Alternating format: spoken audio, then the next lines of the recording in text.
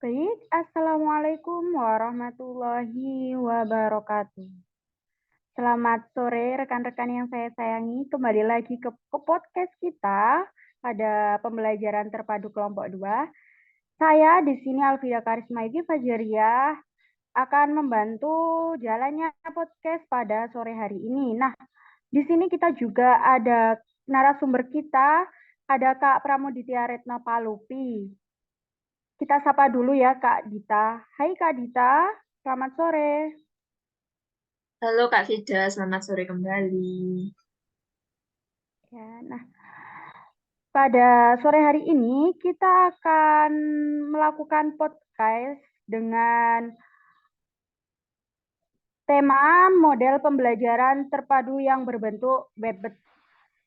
Sebelum memasuki pengertian model pembelajaran web sendiri, saya mau bertanya nih ke Kak Pramuditya. Menurut Anda yang dimaksud pembelajaran terpadu sendiri itu apa ya, Kak? Baik, karena saya juga masih belajar, di sini saya akan menyampaikan apa itu pembelajaran terpadu menurut para ahli. Nah, yang pertama yaitu menurut Trianto bahwa pembelajaran terpadu adalah pembelajaran yang diawali dengan suatu pokok bahasan atau tema tertentu yang dikaitkan dengan pokok bahasan lain. Konsep tertentu dikaitkan dengan konsep lain yang dilakukan secara spontan atau direncanakan baik dalam satu bidang studi atau lebih, dan dengan berbagai pengalaman anak, maka pembelajaran akan lebih bermakna. Selanjutnya, yaitu menurut Daryanto mengungkapkan bahwa pembelajaran terpadu atau bisa disebut dengan pembelajaran terintegrasi merupakan suatu model pembelajaran yang mencoba memadukan beberapa pokok bahasan. Jadi dapat saya simpulkan bahwa pembelajaran terpadu adalah pembelajaran yang mengaitkan konsep satu dengan yang lain, yang memungkinkan anak aktif dalam mempelajari suatu konsep. Mungkin itu saja yang dapat saya sampaikan. Wah, terima kasih banyak sekali penjelasannya itu sangat membantu banget dan eh, karena kita sudah mempelajari apa itu pembelajaran terpadu, kita langsung masuk saja ke model pembelajaran Bebet.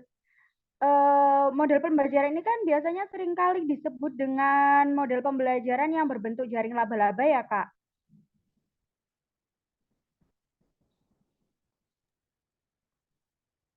Nah, menurut Kakak sendiri, model pembelajaran Webbed itu apa sih dan apakah ada komponen-komponennya pada model pembelajaran ini? Nah, baik, model pembelajaran Webert adalah suatu kerangka kerja atau pendekatan dalam pendidikan yang dikembangkan oleh Lau Lirat pada tahun 1993. Nah, model ini itu didasarkan pada ide bahwa pembelajaran seharusnya tidak hanya tentang transfer informasi dari pengajar ke siswa, tetapi juga melibatkan interaksi yang lebih dalam antara siswa, materi pembelajaran, dan lingkungan pembelajaran. Nah, di sini saya akan menjelaskan beberapa komponen utama dalam pembelajaran Weber. Nah, yang pertama yaitu kurikulum terbuka. Nah, model ini itu mengusulkan pendekatan yang terbuka terhadap kurikulum yang berarti memungkinkan fleksibilitas dalam pemilihan pembelajaran. Siswa lebih banyak kontrol atas apa yang mereka pelajari dan bagaimana mereka mengakses informasi. Selanjutnya yaitu interaksi. Dalam model ini menekankan pentingnya interaksi. Hal ini dapat berarti bahwa interaksi antara siswa dengan guru, siswa dengan siswa lainnya, atau bahkan siswa dengan sumber daya pembelajaran seperti buku teks, materi online, atau perangkat lunak pembelajaran.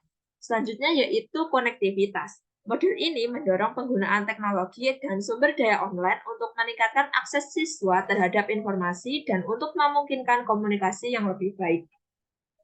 Selanjutnya yaitu yang keempat, refleksi. Nah, refleksi ini siswa itu didorong untuk merenungkan apa yang mereka pelajari dan bagaimana mereka belajar. Nah, keterampilan ini berguna dalam pembelajaran jangka panjang. Selanjutnya yaitu keterlibatan siswa. Model Weber menekankan pentingnya keterlibatan aktif siswa dalam pembelajaran mereka, sehingga siswa diharapkan untuk aktif dalam mengambil kontrol atas proses pembelajaran mereka sendiri. Selanjutnya yaitu penilaian holistik. Model Webert ini mencakup penilaian yang lebih holistik yang mencerminkan keberagaman, kemampuan, dan pencapaian siswa. Hal ini berarti bahwa tidak hanya tes standar yang digunakan untuk mengukur kemajuan siswa, tetapi berbagai metode penilaian yang lebih sesuai dengan pendekatan pembelajaran yang berpusat pada siswa. Mungkin itu saja yang dapat saya sampaikan. Apakah ada pertanyaan lain? Wah, ternyata banyak juga ya komponen-komponen pada model pembelajaran Webet ini. Nah, karena tadi sudah dijelaskan mengenai komponen-komponennya, apakah ada karakteristik atau ciri-ciri tertentu dalam proses pembelajaran ini sendiri ya, Kak? Nah, di sini saya akan memberitahukan mengenai karakteristik dari model pembelajaran Webet. Nah, yang pertama yaitu fleksibilitas kurikulum. Model Webet ini menekankan fleksibilitas dalam kurikulum. Hal ini memungkinkan siswa untuk memilih dan menyesuaikan materi pembelajaran sesuai dengan minat dan kebutuhan mereka. Kurikulum dapat disesuaikan dengan tingkat kemampuan siswa dan dapat berubah seiring waktu. Selanjutnya yaitu integrasi teknologi. Salah satu ciri utama dalam model Webet adalah penggunaan teknologi dan sumber daya online. Ini mencakup penggunaan komputer, internet, perangkat lunak pembelajaran, dan sumber digital lainnya. Teknologi digunakan untuk mengakses informasi, berkomunikasi, dan membuat sumber daya pembelajaran yang lebih interaktif. Yang ketiga yaitu interaksi siswa, mendorong interaksi yang aktif antar para siswa. Siswa dapat berkolaborasi melalui proyek-proyek pembelajaran, berbagi informasi, dan saling mendukung. Selanjutnya yaitu refleksi dan metakognisi. Siswa itu didorong untuk merenungkan apa yang mereka pelajari dan bagaimana mereka belajar. Mereka diajak untuk mengembangkan keterampilan metakognitif seperti pemantauan kemajuan mereka sendiri, perencanaan strategi pembelajaran, dan mengevaluasi hasil pembelajaran. Yang kelima yaitu keterlibatan siswa. Pembelajaran Webet mengutamakan keterlibatan siswa. Dalam proses pembelajaran, siswa memiliki kontrol yang lebih besar atas pembelajaran mereka sendiri dan diharapkan untuk aktif dalam mencari, menggali, dan menganalisis informasi. Selanjutnya yaitu penilaian holistik. Model ini mendorong penggunaan berbagai bentuk penilaian yang mencerminkan keragaman kemampuan pencapaian siswa. Penilaian tidak terbatas pada tes standar, tapi juga mencakup proyek, portofolio, diskusi, dan lain sebagainya. Selanjutnya yaitu kemitraan antara guru dengan siswa. Hal ini mempromosikan hubungan yang lebih seperti kemitraan antara guru dan siswa daripada hierarki tradisional. Selanjutnya yaitu akses ke sumber daya global. Melalui penggunaan teknologi, siswa memiliki akses besar ke sumber daya pembelajaran global, termasuk informasi, ahli, dan budaya lain.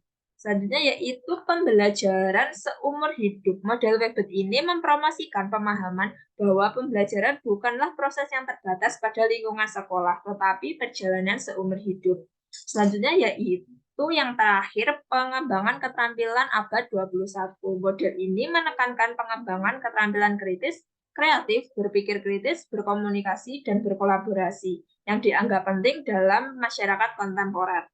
Nah, karakteristik ini bersama-sama menciptakan lingkungan pembelajaran yang lebih interaktif, adaptif, dan berpusat pada siswa yang bertujuan untuk meningkatkan pemahaman, keterampilan, dan kemandirian siswa dalam proses pembelajaran.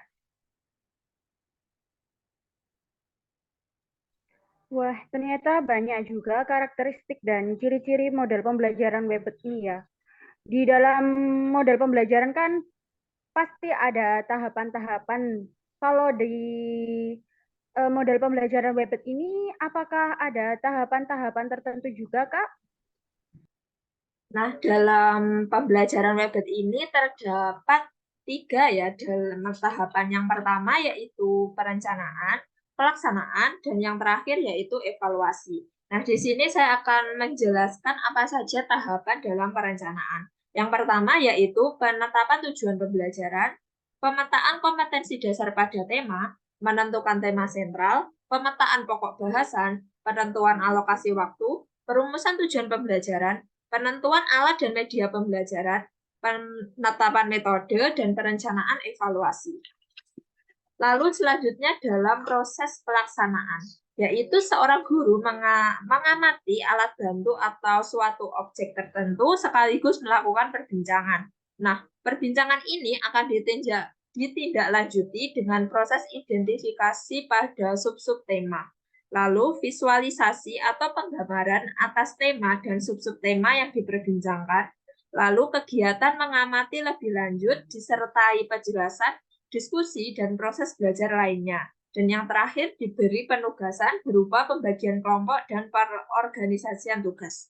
Dan yang terakhir yaitu adalah evaluasi. Nah, evaluasi ini terdiri dari dua macam.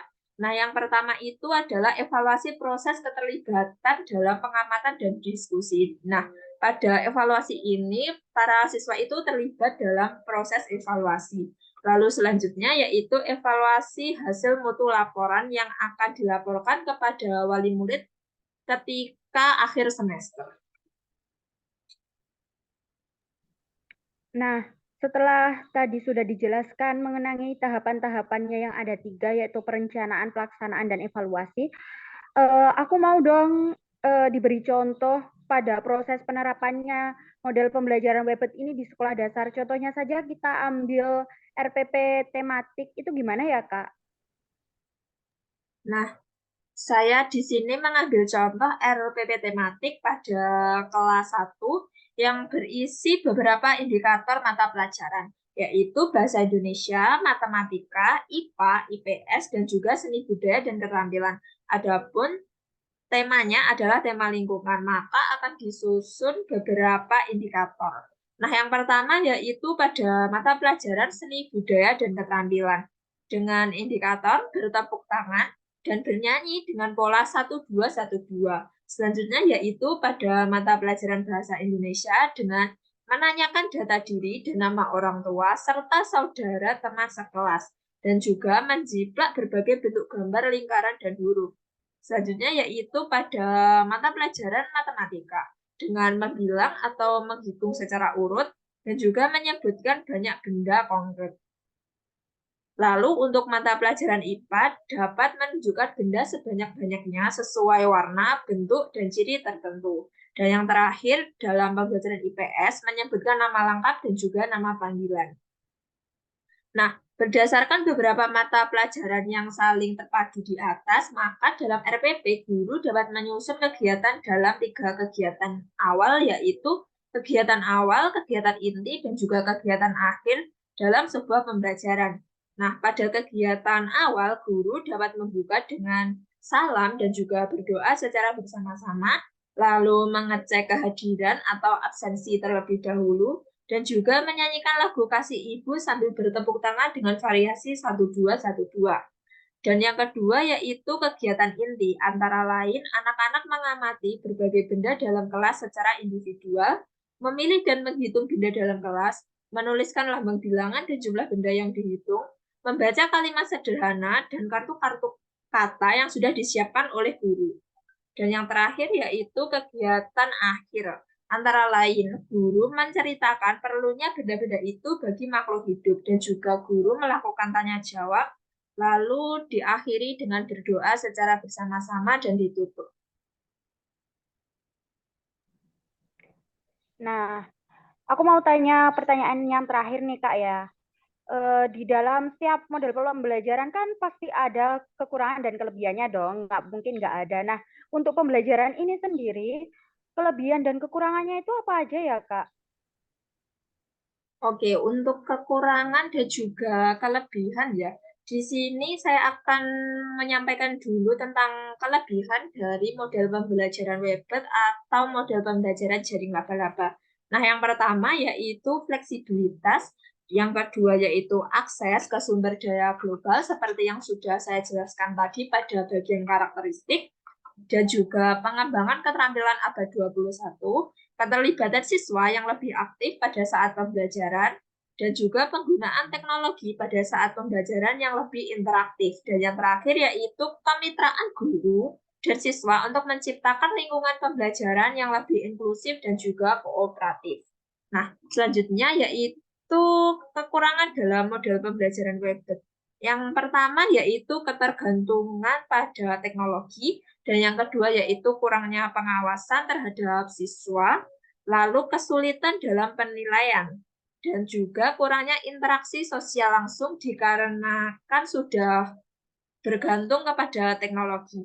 Dan yang kelima yaitu kemungkinan distorsi informasi. Dan yang keenam yaitu kesengajaan belajar.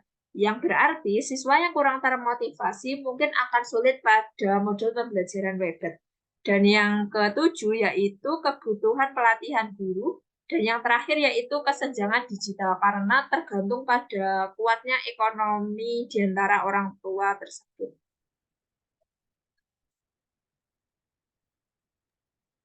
Wah, kita hari ini mendapatkan penjelasan yang sangat rinci ya. Mungkin dari teman-teman atau rekan-rekan ini ada yang mau bertanya ke narasumber kita, dipersilahkan ya, bisa raise hand.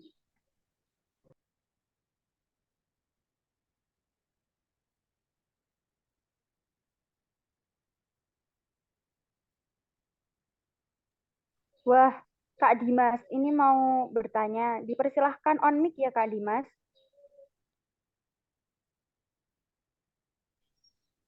Terima kasih atas waktu dan tempat yang telah dipersilakan. Perkenalkan, nama saya Dimas Heru Prabowo dengan NIM 088.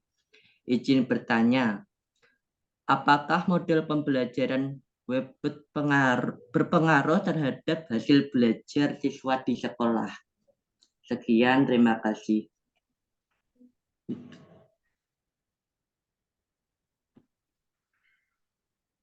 Apakah suara saya sudah terdengar? Iya, terdengar.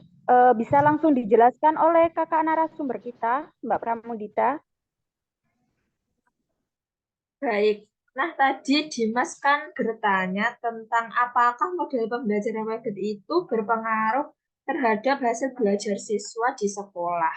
Nah, model pembelajaran Weber ini adalah pendekatan yang mengintegrasikan berbagai elemen pembelajaran seperti kurikulum, teknologi, dan pengalaman siswa dalam suatu desain pembelajaran yang holistik. Dalam teori, model ini dapat memberikan pengaruh positif terhadap hasil belajar siswa di sekolah jika diterapkan dengan baik. Namun, efektivitas model ini sangat bergantung pada implementasinya di sekolah, pelatihan guru, infrastruktur teknologi, dan juga dukungan pada administrasi setiap sekolah. Penting juga untuk memastikan bahwa model ini tidak mengabaikan aspek-aspek penting lainnya dalam pembelajaran, seperti interaksi sosial langsung dan keterlibatan siswa dalam kegiatan di luar kelas. Lalu juga penting untuk mengingat bahwa hasil belajar siswa itu akan dipengaruhi oleh banyak faktor dan juga model pembelajaran itu hanyalah salah satu komponennya. Oleh karena itu, sementara pada saat ini model pembelajaran Weber ini dapat berkontribusi positif, tidak ada jaminan bahwa itu akan secara otomatis meningkatkan hasil belajar siswa tanpa pertimbangan menyeluruh terhadap faktor-faktor lain yang mempengaruhi pembelajaran. Mungkin itu saja, apakah sudah terjawab? Baik, terima kasih atas jawabannya. Nah, itu tadi pertanyaan dari Kak Dimas sudah dijawab dengan rinci oleh kakak narasumber kita. Selanjutnya, apakah ada yang mau bertanya lagi? Oh, ada Kak Maria. Dipersilahkan Kak Maria, on mic.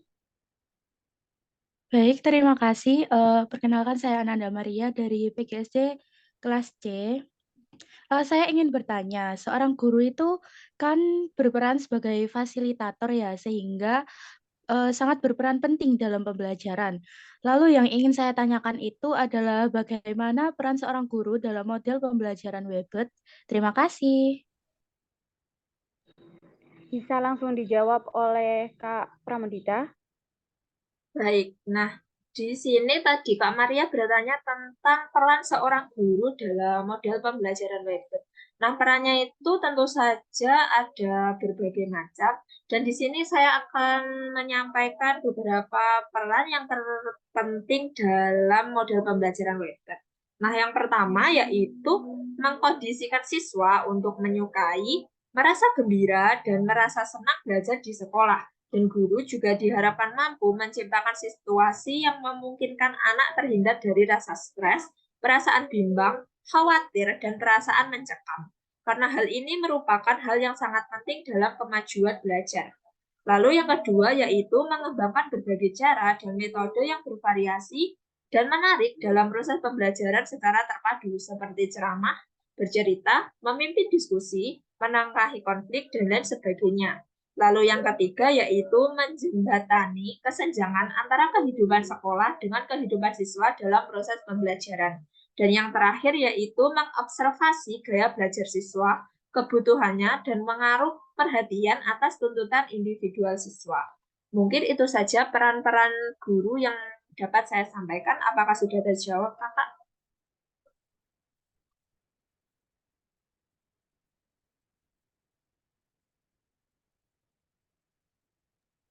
Kayaknya sudah terjawab ya.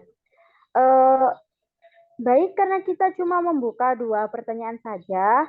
Wah, hari ini kita dapat banyak sekali ilmu tentang pembelajaran, model pembelajaran Weber, dari mulai pengertian pembelajaran terpadu, terus pengertian model pembelajaran Weber, komponen-komponen yang ada di model pembelajaran ini, terus karakteristik juga, tahapan-tahapan juga, bahkan kita diberikan contoh pada saat menggunakan RPP tematik dan juga sudah dijelaskan mengenai kelebihan dan kekurangan model pembelajaran Weber. Ditambah lagi 2 pertanyaan dari kakak-kakak yang hebat juga. Nah, karena mengingat waktu yang sudah mau menjelang malam, kita akhiri saja podcast pada sore hari ini. Saya Alvida Karisma Yudi Fajaria dan kakak narasumber kita, Pramuditya Retno Palupi, pamit undur diri. Kita akan bertemu ke podcast selanjutnya kami. Wassalamualaikum warahmatullahi wabarakatuh. Waalaikumsalam warahmatullahi Waalaikumsalam wabarakatuh. warahmatullahi wabarakatuh. Sudah, guys.